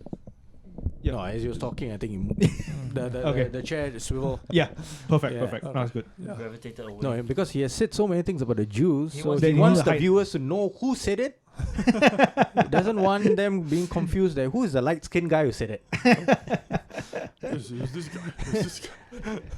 You can see Sean has distanced himself. He's going further and further. Further away into the cupboard. Next, he'll I'm be in the trying to corner. appreciate myself. So one Next day you'll I can become come Malay. here and say, guys. The weight of the Holocaust is pulling me towards it. It's that way. The other side. Sean is moving closer to the wardrobe. He's going to hide inside. Inside. Oh no, that's a different thing that's coming out of the closet. That's that's for another episode. Yeah. Okay, so we are really like an hour and a half in. Yeah. Shall we come to the point where we are going to riff about the over-under Yes. on the duration of... Wait, do you have any more stuff? Do you want to... So there's one last thing that I want to touch on. Yeah. Yep. Because we were talking about tech, right? And this was the part of my readings that got me trembling. Like, I was genuinely horrified at this particular revelation. So one of the modus operandi of the Mossad, right? Especially with Robert Maxwell, was the sale of this software called Promise. Yes. Yeah, you guys heard of that? Yes. Okay. Yeah. So back then in the 70s, database systems was like pieces of shit lah. It's not relational one. It's like somebody can go and manually input everything. It's like macam one Excel spreadsheet, then you just manually input it. Then there's no way that you can kind of relate something to another thing. Right. So imagine I have a database, you have a database. None of our database can talk to each other, and within your database itself, right, is you have to manually search for things. So this was back in the day. Promise is spelled without the E at the end. It's supposed to be it was developed by NSA at first, developed by fucking glow in the darks, of course. The daughters were in there. Yeah, correct. Yeah. And Holy shit. yeah, no joke. Okay. What? But subsequently, I think Congress didn't want to purchase the software, so then they cut ties with with the particular group. The guy who created the software turned it into a private company. Tried to sell it, couldn't sell it at first. The CIA, I think, strangled them with funding, like they don't refuse to release funds. Then after that, basically just took over the software themselves, seized the software by themselves, and wanted to enhance the program, and wanted to install a backdoor and sell it to various governments around the world. So the CIA was successful in that regard. However, what they didn't know was Mossad got their hands on it as well. So what's the game? Rafi Eitan. Rafi Eitan was this legendary Mossad agent. Very, very famous. I think he has written books. A lot of books were written about him. He got his hands on the software as well, without the knowledge of the CIA. And he installed their own backdoor. Okay? Right. So it's the backdoor to the backdoor. And who was the fellow that's responsible for selling this software to various governments around the world? Robert Maxwell. Right. Okay, he sold it to at least 18 countries, and this is, and the Russians, right, sold it to basically everybody else. So this was one of the catalysts, right, of how Mossad got to become this world powerhouse, where they basically have access to, like Thailand, China, New Zealand, I think even Australia, like all of their databases. And this is for like prosecution, right? This is for government. They are concerned about money laundering operations. They're concerned about people around the world. So whether they want to use it for good or for bad, they can do it either way. And who knows? Right?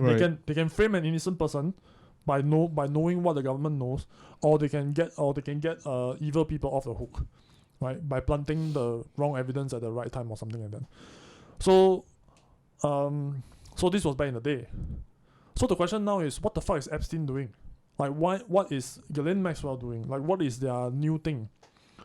And what I found out was Peter Thiel, Les Wexner, Jeffrey Epstein, they are now involved in a company called Carbine, which used to be called Reporty.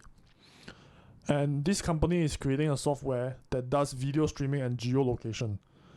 So the question is, how are they going to implement it, right?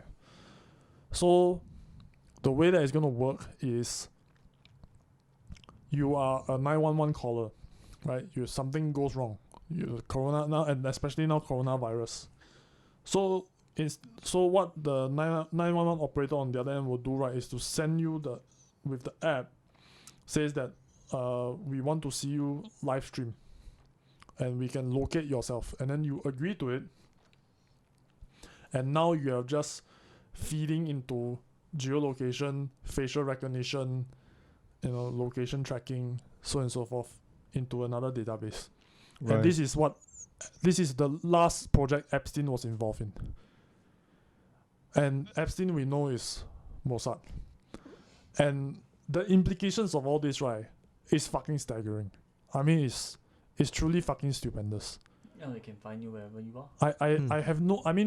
I cannot imagine a world, right, where anybody will have any modicum of privacy anymore if this thing were to take off. So who's taking charge of the project now since Epstein's demise? I think Epstein was never in charge of the project. No, he was. You got brighter minds like Peter Thiel involved. Right. Like, why would Epstein? Epstein is part of it. Right. So it wasn't Wessner. Lex Wessner was not involved. It's Barak Ehud Barak, the former Israeli prime minister, who is also involved in the pedophile ring. Yeah. Who's also one of the people that has been claimed to be fucking kids. Yeah. Holy shit. Ehud Barak, yeah. Ehud the Barak. former prime minister of Israel. So, once again, we are in the fucking shit. I mean, this is promise all over again. Right. Yeah. I mean, I guarantee you, this is promise all over again. There's actually a Tim Dillon did this on his podcast where he actually played the video of Ghislaine Maxwell doing the presentation.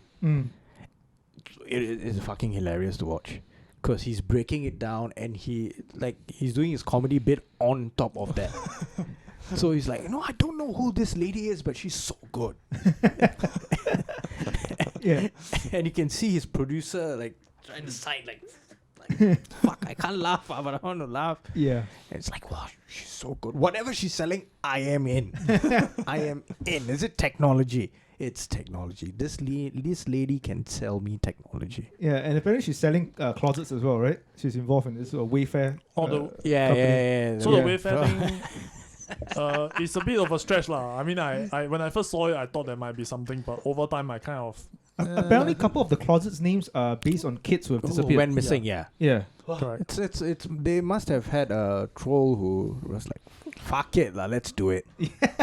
I mean, it's kind of the link is a bit tenuous lah, I would say.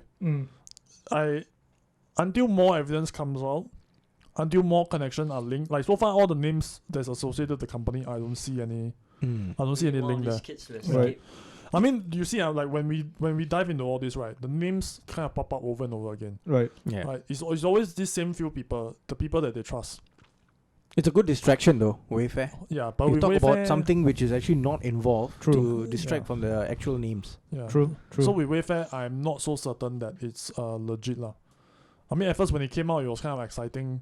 Oh, hot goss but nah, I don't think you got people like spinning the situation, like Maxwell's close friend, another Jewish lady. She's making the rounds on all the fucking shows, and she even did Sean Edwards' podcast. Right.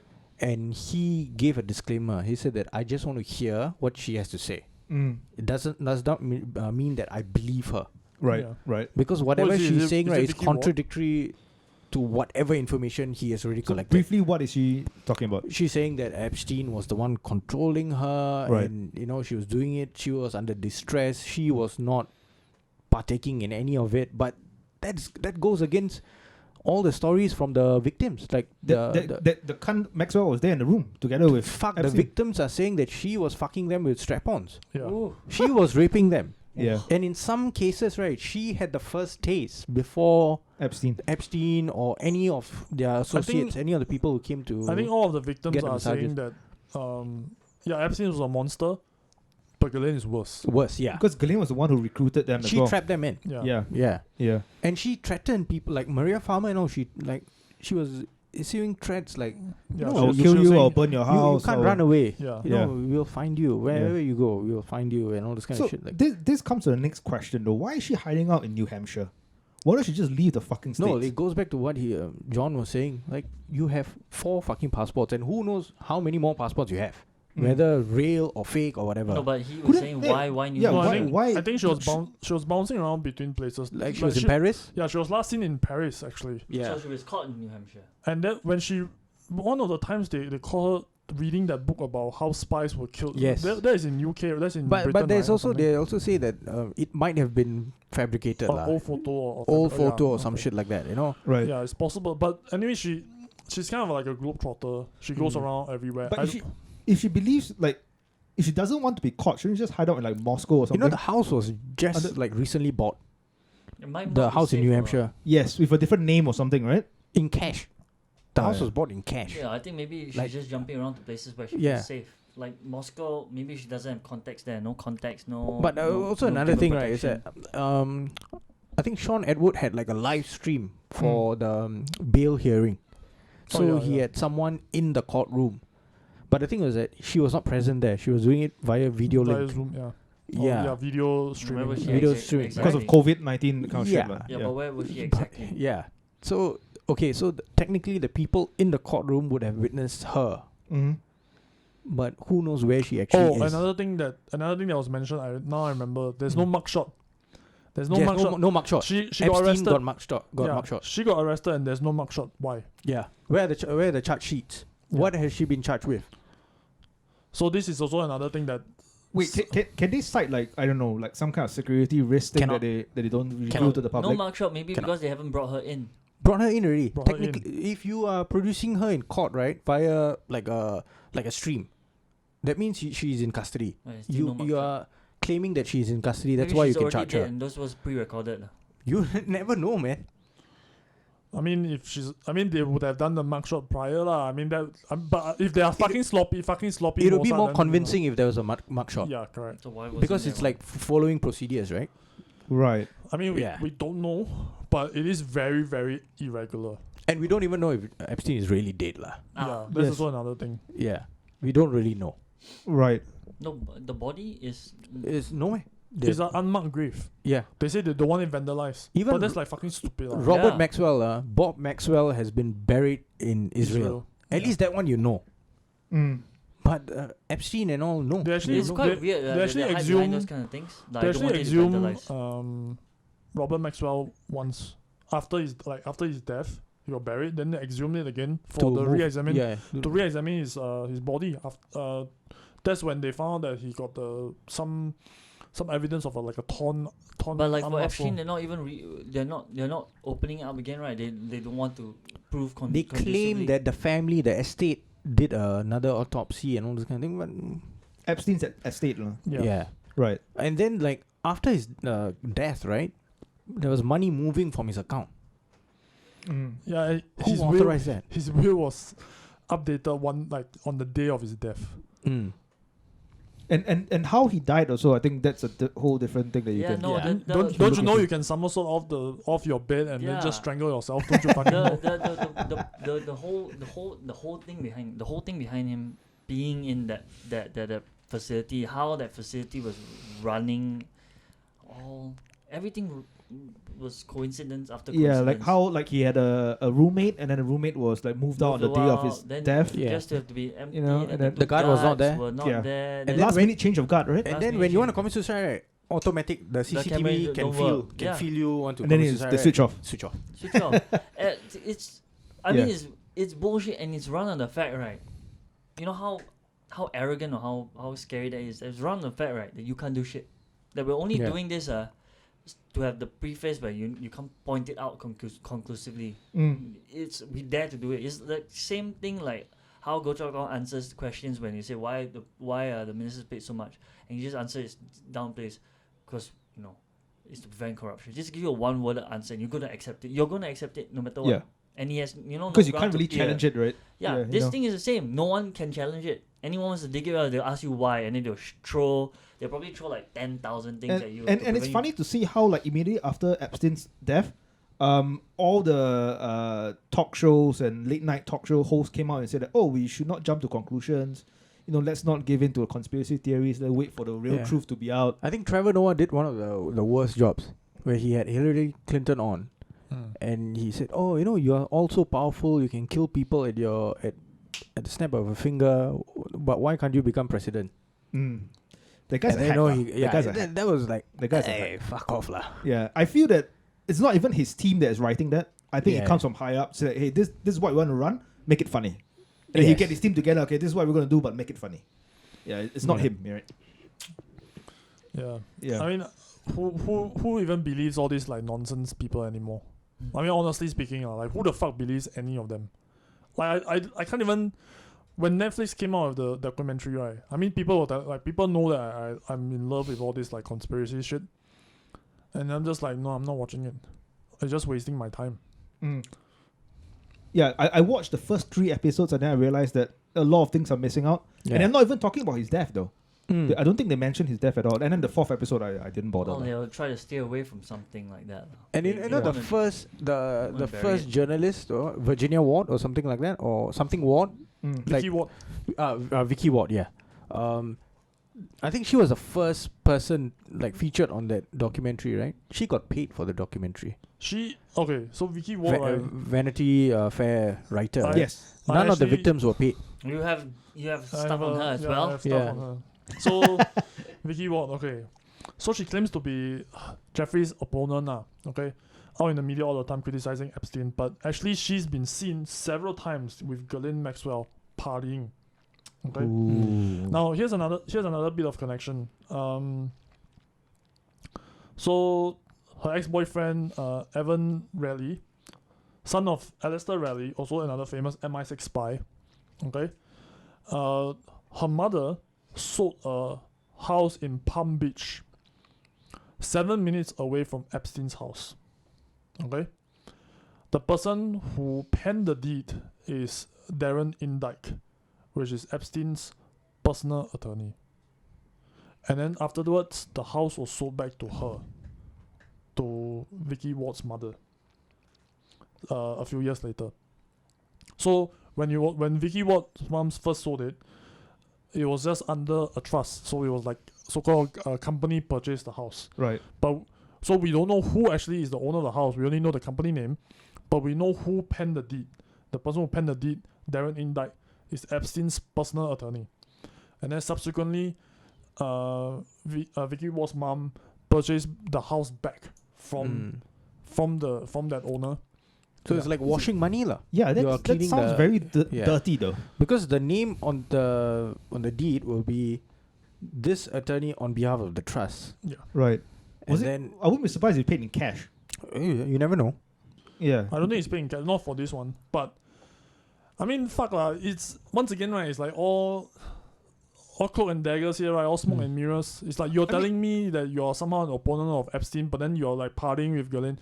So that means she's part of the establishment. She's part of the group. She's no, she's I think one thing we can rule out. She's definitely not unbiased. She's definitely not the warrior that the documentary wanted to make her seem like. Like the woman of truth. She's not working against them. Yeah, she's not a woman of truth or anything. She's pretending to work against them so that she's pretending to work against them just for the sake to have. She's just for optics. I think she's Ghislaine Maxwell's button woman. Like she is running interference for her now. It's possible that she was planted maybe as early back as like 2003 when they realized Epstein might be getting into trouble. So they kind of use her to run interference, to run this smoke and mirror kind of show to kind of shield Ghislaine, right? To shield her from further criticism and to paint Ghislaine as this like fucking victim, like under the throes of this cruel monster that is Jeffrey Epstein. Insurance. Yeah. But I mean, it's like the problem with Vicky Ward, right, is she's not even smart about it. She's not clever about it at all. I mean, if this is Mossad, right, sloppy job Mossad. So I mean, honestly. Right. Yeah. I can't even link her to like Mossad, but like don't listen to Netflix. Netflix sucks. Yeah. If she's part of any intelligence agency, she'll be doing a pretty terrible job. I don't think she's definitely not lah. Yeah. I forgot the name of the guy who like was running Vanity Fair. That guy immediately is like, nah, you don't publish this kind of shit. So she blamed that fella. So she blamed Vanity Fair for not allowing her to run that story. Yeah. Right? But then it doesn't make sense, right? Okay, so you did not come out and you did not say anything. So you kept quiet lah. Yeah. Even without what John just said about her, right? It still doesn't make sense. You are not actually helping the victims. You're not doing anything close to that. Supposedly in 2003, she says that, I've been silenced, Vanity Fair editor shut me down. But bloody hell, I mean, there's other outlets. Yeah. Right, you could be an independent person, just publish your own thing. Just purchase a fucking domain, correct? I mean, if this is as big as you claim it is, and if this is as important as you think it is, find a way to get it out, right? Don't just go and blame it on fucking the editor of Vanity Fair. Like, who the fuck gives a shit? No, she knew what she was fucking around with. Yeah. And then eventually she got pulled in. And then she was like, I definitely should not fuck with these people.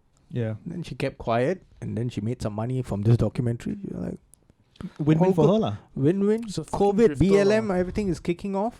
Yeah, no one's talking about this. People will stop talking about me. It's a fucking grifter lah. Yeah.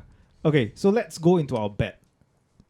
So who is going to bet what on the outcome of Maxwell? Okay, I'll go first. Wait, let's make the fucking terms clear. Okay, so we are going to decide the winner based on the official story. Wow, that's a tricky one. Well, it has to be. It has to be. It has to be. Right. Because if you're not going to follow the official story, right, then it could be anything. The outcome could be anything. I mean, it has to be the official story. Yeah. Okay. Official story. Okay. So official story. Let's Yes. let our guest go first. So I think she won't be killed, but I think she'll be controlled, right, to give out very specific names. Names we already know. Prince Andrew goes down, but nobody else. Nobody from the mega group will be touched. Okay, Leslie Wexner won't be touched. Any of those people won't be touched. What about Clinton's? Definitely not. Probably not. Probably not. I don't think. I'll bet that she doesn't. And then they'll give her a sweetheart deal. Okay. and then only about a year later she'll be killed in Ohio Columbus as a mob related hit. Oh, that's very specific. Yeah. I mean, this is a If this it is comes a, out this is a word for word, pattern. I would just want to say that I'm gonna cast suspicion on John as being part of the. Yeah, he knows some Mossad. intel that he's not telling us. I'm Yeah. the Singapore Mossad. Yeah. He might be Singapore. Yeah, Mob. everything I'm here is just saying- I'm disinformation. just showing it out Disinformation, there. yeah. I'm just Yeah. showing out there on evidence. I All right. might be. What about your Me, prediction? no, I'm simple. I'm simple, very simple. I'm just saying she's going to overdose on sleeping pills Where, in the prison? wherever she's. Let's say her own house or wherever But she's. she's being still on in, home she's still in arrest jail. or- No. Somehow they're gonna let her out, and then she's gonna find a way to poison herself. Okay. With sleeping pills. Right. For me, I think she's going to die in prison. They're going to put her in a cell. And then one night, suddenly the cell doors are open. And because of the Black Lives Movement matter, Yeah. she's going to be raped by 8 black women and stabbed to death. Wow, black women. In jail. In jail. In jail. Yeah. Yes. Yeah. Okay. Like a death match. Are you a racist, misogynistic? No, And- it's Black Lives Matter, man. Yeah, he Black wants Lives Matter, black yeah. women to be empowered. Yeah. No, They need take- to empower take and need revenge. to, take revenge on this Yeah. evil woman for On the raping Jews. kids. Yeah. No, And he- also, and, it you know, kind of black women are so fat. Black ladies murder. BLM also. Yeah. So you're Black covering black all ladies. fronts. That's true. That's Yeah. true. And this It's time the a- cameras will be working, and then we They'll will pin it down on black people. and then we will screen it on our podcast. Okay. Yeah. I'll go with she's going to contract the second wave of COVID. Ah. Right, and now that I think about it, I think that's most likely. they're going to tell that, oh, she came down with an infection, some shit, and then we put her on a ventilator and she's Then gone. Next thing you know, she's not breathing. Yeah, Wow, I'm going to that's say actually maybe a very, very- month, maybe within Second a month. person that I would suspect. You know, No, that theory has already So been we've been put friends for a out. very long time, but Because I don't Harvey know you Weinstein, for the previous apparently he has 15 COVID. years. Hmm. right? Weinstein? Yeah, Weinstein, they already said that, oh, he's got COVID. And they actually wanted to release prisoners out, claiming that there's a risk in prison. What logic is Fucking crazy. But I think more likely, right? What we're going to hear is we're going to hear nothing, Yes. and then You this can- story okay, will just you die can't out. cop Yeah. You can't And cop out everyone now. will This forget. is No, a bad- it's the You've already said in. 8 black women raping her. That's already Yeah. locked down already. Lockdown already. But I'm Yeah. saying that this is probably what is going to happen. We're just not. The news is just going to move on to some other thing, and then Khan Maxwell is not going to be spoken of again. Maybe. Yeah, wherever she is, lah. No one knows. But I would In her love to see mansion- Prince Andrew being in her reeled in. mansion, lah. Yes. taking Being sleeping like pills. fucking And his Prince Andrew is not protected by his royal guards No, anymore. no. They threw. I got a feeling the reason I made my prediction was I got a feeling right they kind of reached they kind of reached the wall a little bit where they have to give somebody something. Yeah. They can't be just like Jeffrey Epstein her. Otherwise, if people dig a little bit deeper, then more important people might be implicated. Mm. So They nip it in the butt. Yeah. so they kind of want to stop it here. I believe that's why they are running all this interference, trying to make it stop at Epstein. Mm. But since Prince Andrew no longer has the protection, and Prince Andrew He is might kind renege, of like he's kind of outed as a villain already. Most likely he will go down. Yep. Nobody will shed a tear, and it'll be business as usual for the rest of the mega group and Mossad. All right. Awesome. I think now we've just come to almost our 2 hour mark. So I Yeah, think this it's a has big been episode. extremely entertaining. There's still more though, by the way. I got Oh, yeah? got like shitload more, but okay lah. I mean, we can save it Part for We can save it for part 2 though. yeah. Or maybe if any news comes out of Khan Maxwell, we could Yeah. always carry this on Yeah, of course. and then talk about this. Anyway, Yeah. thanks John for coming in. Thank you for having me. It's always Yeah. it's always a pleasure to meet you boys, and Yeah, that So you have to first- step over the bodies lying in this secret dungeon, yeah. and the blood puddles. But And you have yeah. to risk coming into a place that may or may not have clean water anymore. Yeah, which makes me more sad. Already has blood puddles But I and stand by that secret if everything dungeon. and happens then- word for word, I'm calling you out. There's Calling going to be slime. Yeah. And I like how my bottle, like, you can't, it's opaque, so you don't know exactly what I'm drinking. Oh, he yeah, only yeah. gave us the good stuff. I'm pretty sure he just gave us mineral water from the bottle, like Dasani or something. Most likely. They cover it up. There's embarrassment about distilled tears. Okay. John, do you want to plug yourself in? Oh yeah, sure. So you can find me at the Longkangkitties, LONGKANGKITTIES. Just look for us on SoundCloud, Spotify, iTunes. We also have a Facebook page. We have a Twitter now, but it's not. There's like 5 people following us lah. So follow us. We are also on Twitter. okay, yeah. I'll follow you guys. We only started the Twitter, but the Facebook is a little bit more established. We always update things there. And we roughly release an episode every 2 weeks, even though that's a bit tenuous sometimes. But we do our best, and we discuss local politics, kopitiam style. And you bash Yishun. And I bash Yishun, which is our favorite pastime. Sean wants a rebuttal. He wants to be on the podcast. And is it? Yeah, solo rebuttal. Can't just representing me Yishun. Shouting at myself, and then people say, "See, that's why that's why they're crazy." We told you. So we didn't want to be in the same room as him. It's just like this is Yishun right there. So our first podcast together was we coming over to your place. He came over. No, I he was came sober over. Sean. I was sober Sean first. Yeah. Oh yeah. Yeah. Oh yeah. And then we went over. Yeah. And then to now do you the come. finals. Yeah, find us. And then now for Jeffrey Epstein, you are here. Yep. So I think he came on for the other one as well, like on Zoom. On with Zoom. Jenny. Oh yeah, not counting Zoom lah. Wow. So Whoa, CD period. So I think the Blackout next time that period we for meet you, physically to do a podcast, we have to find another location. I think in underground KTV club. I think we should record. Why is it underground? Because so that authorities can't find us. Can we go to Jeffrey Epstein's mansion? Yes, we can break in though. Yeah. Fly in there. Fly in there. Go to Pedro Island. In the Virgin Islands. You see how he's suggesting all this kind of thing? Means he's got funding again. Again. Mossad. Again. All right. On that note. On that note. Ciao. Ciao. Take See care. you, boys. Bye.